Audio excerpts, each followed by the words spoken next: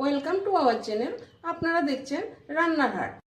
আমি তৈরি করব একটি হারিয়ে যাওয়া রেসিপি, যার নাম রসায়লা চিকেন।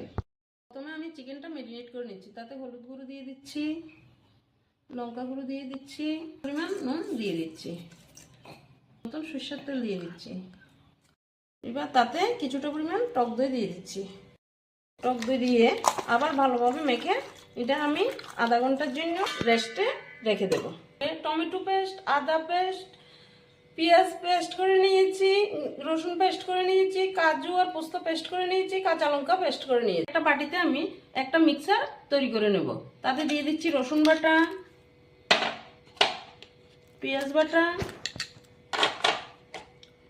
আদা বাটা, টমেটো পিউরি, কাজু কিশমিশ পোস্ত বাটা, কাঁচা লঙ্কা পেস্ট। এবার এটা একটা বাটিতে আমি নিয়ে নিচ্ছি হলুদ গুঁড়ো, জিরের গুঁড়ো, ধনে গুঁড়ো আর সামান্য পরিমাণ লঙ্কার গুঁড়ো। যে কড়াই গরম হয়ে গেল, এবার তাতে আমি কিছুটা পরিমাণ তেল দিচ্ছি। তেল গরম হয়ে গেল, এবার তার পুরনে আমি শুকনো লঙ্কা দিয়ে দিচ্ছি, তেজপাতা দিয়ে দিচ্ছি, দারুচিনি, এলাচ, লবঙ্গ দিয়ে দিচ্ছি। তাতে আমি ম্যারিনেট করে রাখা চিকেনটা দিয়ে দেবো। নতুন একটা কড়াই বসিয়ে দিয়েছি। কড়াই গরম হয়ে গেল, তাতে আমি কিছুটা পরিমাণ তেল দিয়ে দিচ্ছি।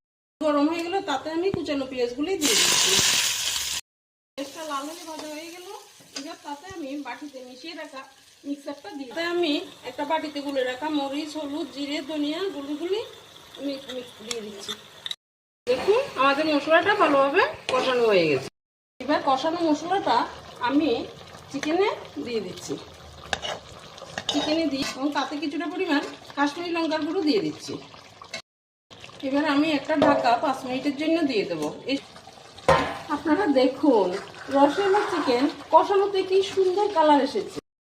আমাদের কষানো হয়ে গেল, এবার তাতে আমি কিছুটা গরম জল দিয়ে দিচ্ছি। এই রসায়লা চিকেনে সবসময় একটু গরম জল দেবেন। রসায়লা চিকেন প্রায় তৈরি হয়ে এলো। আগে বাড়িতে আমরা যখন ছোট ছিলাম তখন চিকেন আনলেই মাকে বলতাম, মা রসায়লা চিকেন তৈরি করো। ওটা আমাদের রসায়লা চিকেন তৈরি হয়ে গেল। এবার তাতে আমি গরম মশলাগুলো দিয়ে দিচ্ছি। আমি এটা একটা বাটিতে ফুটিয়ে নিয়েছি। দেখুন চিকেনটা কি সুন্দর সিদ্ধ হয়েছে। এইভাবে একবার রসায়লা চিকেন তৈরি করে বাড়িতে ছুটির দিনে গরম ভাতের সাথে খেয়ে দেখবেন, খুব ভালো লাগবে।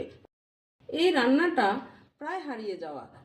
এই রান্নাটা যদি আপনাদের ভালো লাগে তা সাবস্ক্রাইব করে আমার পাশে থাকবেন।